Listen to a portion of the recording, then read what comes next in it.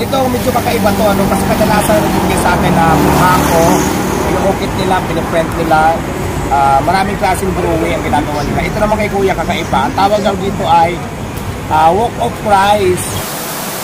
Walk of Price. Maraming salamat kay Kuya from Batangas City. Nag-import pa siya para ibigay ito sa akin. Ito medyo kakaiba to, ano, kasi kadalasan nagbibigay sa akin na mukha ko, pinukit nila, piniprint nila, maraming klaseng drawing ang ginagawa nila. Ito naman kay Kuya kakaiba. Ang tawag daw dito ay Walk of Price. Walk of Price pa po, Kuya, Walk of Price.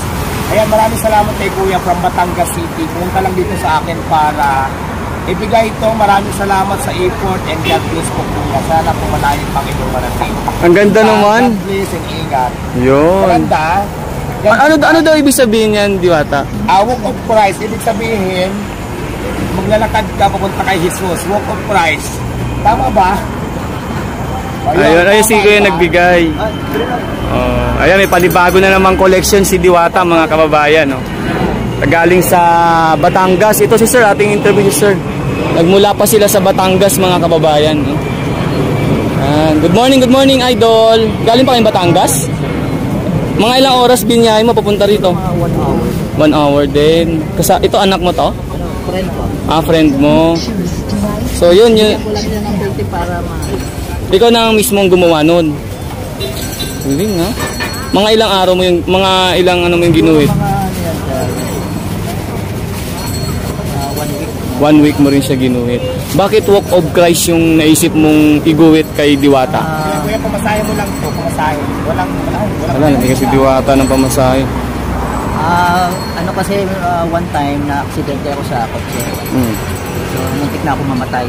Nabangga. So gumawa ako ng marami. Bilang pasasalamat.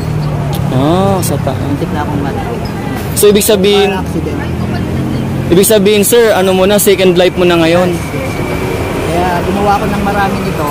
Binibenta ko sa mga Facebook.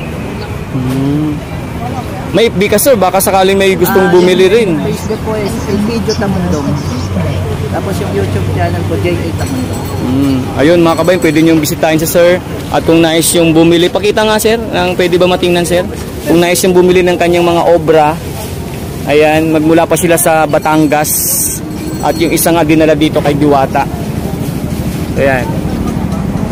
So yung kung nais nyo pong bumili ng kanyang obra mga kabayan, so hanapin nyo lang sa kanyang FB. Ito ba sir yung FB mo? O magkaiba pa? El Pidio Tamundong. El Pidio Tamundong. So ayan, may nakalagay Diwata Pares. Pirmado na Diwata, pinapirma mo taga sa kanya. Ayan. Okay sir. Salamat. So yan mga kabayan ko, kung nais yung bumili sa kanyang obra, punta nyo lang sa kanyang page, message kayo doon, or Facebook, tapos sa kanyang channel. Support nyo rin mga kabayan yung YouTube channel niya.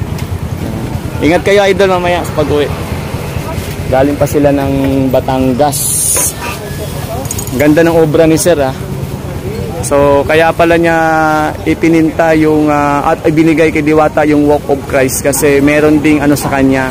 Kumbaga connected din sa kanya kasi sir pala dati ay nagkaroon na rin ng accident sa kanyang buhay. Kumbaga ito ay second life niya at ito'y talagang inaalay niya yung kanyang mga obra sa ating kataas-taasan.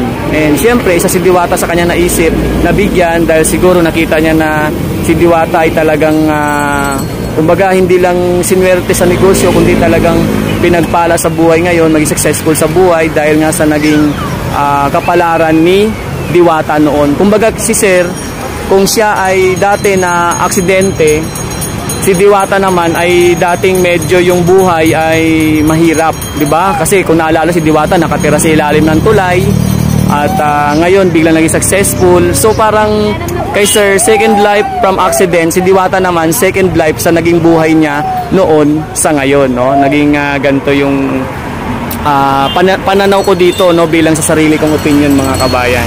So yan po, mula sa Batangas, binigyan si Diwata ng isang napakagandang obra mula kay Sir El Pidio Tamundong.